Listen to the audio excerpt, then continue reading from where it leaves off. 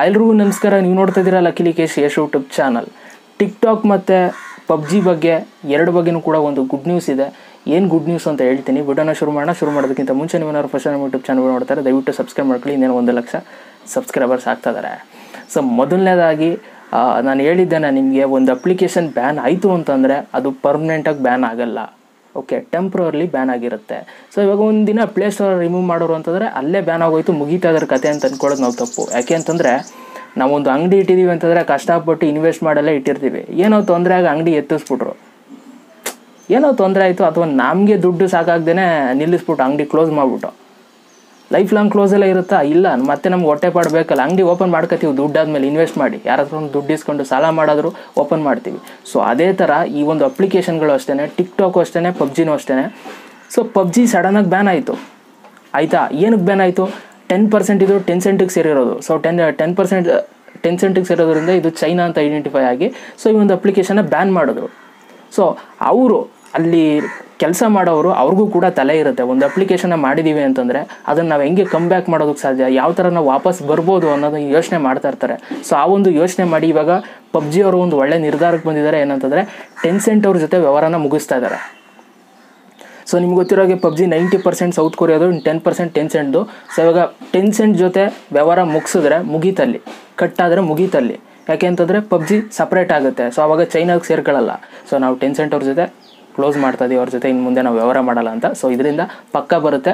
So ಅವ್ರ ಜೊತೆ ವ್ಯವಹಾರ ಮುಗಿಸಿದ ತಕ್ಷಣ ಬರಲ್ಲ, ಒಂದು ವಾರ ಅಟ್ಲೀಸ್ಟ್ 1-2 ವಾರ ಆದರೂ ನೀವು ವೆಯ್ಟ್ ಮಾಡಲೇಬೇಕು. ಯಾಕೆ ಅಂತಂದರೆ ಒಂದು ಅಪ್ಲಿಕೇಶನ್ ನಿಮ್ಗೆ ವಾಪಸ್ ಬರಬೇಕು ಅಂತಂದ್ರದೆಲ್ಲ ಮತ್ತೆ ಪ್ರೂವ್ ಆಗಿ ಎಲ್ಲ ರಿವ್ಯೂಗೆಲ್ಲ ಹೋಗಿ ಆಮೇಲೆ ಮತ್ತೆ ವಾಪಸ್ ಬರುತ್ತೆ. ಸೊ ಅದರಿಂದ ವೆಯ್ಟ್ ಮಾಡಿ, ಅಟ್ಲೀಸ್ಟ್ ಇನ್ನೊಂದು 1-2 ವಾರ ವೆಯ್ಟ್ ಮಾಡಿ. ಖಂಡಿತವಾಗಲೂ ವಾಪಸ್ ಬಂದಾಗ ನಾನು ವೀಡಿಯೋ ಮಾಡಿ ನಾನು ನಿಮಗೆ ತಿಳಿಸ್ಕೊಡ್ತೀನಿ. ಒಟ್ಟಿನಲ್ಲಿ ಗುಡ್ ನ್ಯೂಸ್ ಏನಪ್ಪ ಅಂತಂದರೆ ಪಬ್ಜಿ ವಾಪಸ್ ಬರುತ್ತೆ. ಆರಾಮಾಗಿರಿ, ಎಂಜಾಯ್ ಮಾಡಿ, ಗೇಮ್ ಯಾರೆಲ್ಲ ಆಡ್ತೀರಿ ಆಡ್ಕೊಳ್ಳಿ, ಆಯಿತಾ? ಸೊ ಇವಾಗ ಟಿಕ್ ಟಾಕ್ ಬಗ್ಗೆ ಹೋಗೋಣ.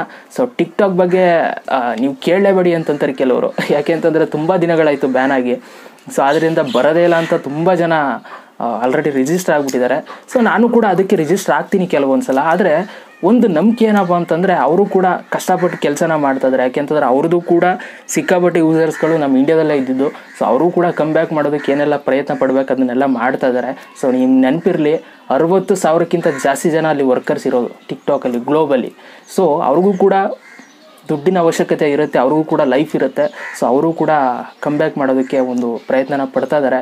ಸೊ ಅವ್ರ ಕಡೆಯಿಂದ ಬಂದಿರುವಂಥ ಅಪ್ಡೇಟ್ ಏನಪ್ಪ, ಗುಡ್ ನ್ಯೂಸ್ ಏನಪ್ಪ ಅಂತಂದರೆ, ಸೊ ಇಂಡಿಯಾದಲ್ಲಿ ಪರ್ಚೇಸ್ ಮಾಡ್ಕೊಳ್ಳೋದಕ್ಕೆ $5 ಬಿಲಿಯನ್ ಫಿಕ್ಸ್ ಆಗಿತ್ತು. ಸೊ ಇವಾಗ ಆ ಬೆಲೆ ಏನಿತ್ತು ಅದು ಇಳಿಕೆ ಆಗಿದೆ, ಅಂತಂದರೆ ಕಮ್ಮಿ ಆಗಿದೆ, ಡಿಕ್ರೀಸ್ ಆಗಿದೆ. ಜಸ್ಟ್ $2-3 ಬಿಲಿಯನ್ ಇವಾಗ ಬಂದಿದೆ. ಸೊ ಇದರಿಂದ ನಮ್ಮ ಒಂದು ಇಂಡಿಯನ್ ಕಂಪ್ನೀಸ್ಗಳೇನಿದೆ, ಜಿಯೋದವ್ರಾಗ್ಬೋದು, ಮೈಕ್ರೋಸಾಫ್ಟ್ ಅವ್ರು ಆಗ್ಬೋದು, ಸಾಫ್ಟ್ ಬ್ಯಾಂಕ್ ಆಗ್ಬೋದು, ಸೊ ಇವ್ರುಗಳು ಪರ್ಚೇಸ್ ಮಾಡ್ಕೊಳ್ಳೋದಕ್ಕೆ ಒಂದು ಒಳ್ಳೆ ಅವಕಾಶ ಅಂತಲೇ ಹೇಳ್ಬೋದು. ಕಮ್ಮಿ ಬೆಲೆಗೆ ಪರ್ಚೇಸ್ ಮಾಡ್ಕೊಳ್ಳುವಂಥ ಅವಕಾಶ ಇವಾಗ ಬಂದಿದೆ ಟಿಕ್ ಟಾಕ್ನ.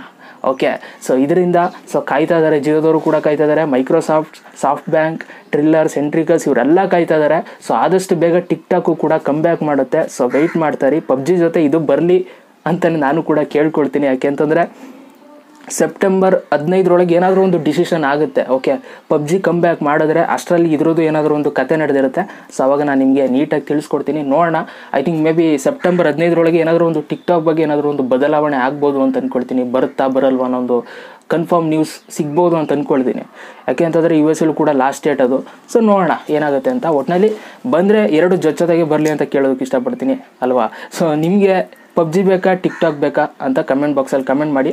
ನನ್ನನ್ನು ನೀವು ಪರ್ಸ್ನಲಿ ಕೇಳೋದಾದರೆ 2 ಬರಲಿ ಅಂತ ಕೇಳ್ತೀನಿ. ಯಾಕೆಂತಂದರೆ ಇವ್ರಿಗೂ ಹೊಟ್ಟೆ ಪಾಡಿದೆ, ಇವ್ರಿಗೂ ಹೊಟ್ಟೆ ಪಾಡಿದೆ ಅಲ್ವಾ? ಇಬ್ಬರೂ ಕೆಲಸ ಮಾಡ್ತಾ ಇರೋರು, ಅವರು ವರ್ಕರ್ಸ್ ಇದ್ದಾರೆ, ಇವರು ವರ್ಕರ್ಸ್ ಇದ್ದಾರೆ. ಸೊ 2 ಬರಲಿ, ಇಬ್ಬರು ಚೆನ್ನಾಗಿರಲಿ ಅಲ್ವಾ? ಅದ್ರ ಮಧ್ಯೆ ನಾವು ಚೆನ್ನಾಗಿರಲಿ. ಇದಿಷ್ಟು ಹೇಳ್ತಾ ವೀಡಿಯೋ ಮುಗಿಸ್ತಾ ಇದ್ದೀನಿ. So 2 good news, tick talk come back ಮಾಡುತ್ತೆ, ಪಬ್ಜಿನೂ ಕಮ್ ಬ್ಯಾಕ್ ಮಾಡುತ್ತೆ. ಸೊ ವೀಡಿಯೋ ಸರಿ ಒಂದು ಲೈಕ್ ಮಾಡಿ. ಜೊತೆಗೆ ನೀವು ನನ್ನ ಇನ್ಸ್ಟಾಗ್ರಾಮಲ್ಲಿ ಕೂಡ ಫಾಲೋ ಮಾಡೋದು, ಡಿಸ್ಕ್ರಿಪ್ಷನ್ ಲಿಂಕ್ ಇದೆ ಜೊತೆಗೆ. ಅಥವಾ ನೀವು ಲಕ್ಕೇಶ್ ಅಂತ ಸರ್ಚ್ ಮಾಡೋದು ನನ್ನ ಒಂದು ಇನ್ಸ್ಟಾಗ್ರಾಮ್ ಅಕೌಂಟ್ ಸಿಗುತ್ತೆ, ಫಾಲೋ ಮಾಡಿ. ಮತ್ತೆ ಸಿಗ್ತೀನಿ. ಜೈ ಹಿಂದ್, ವಂದೇ ಮಾತರಂ.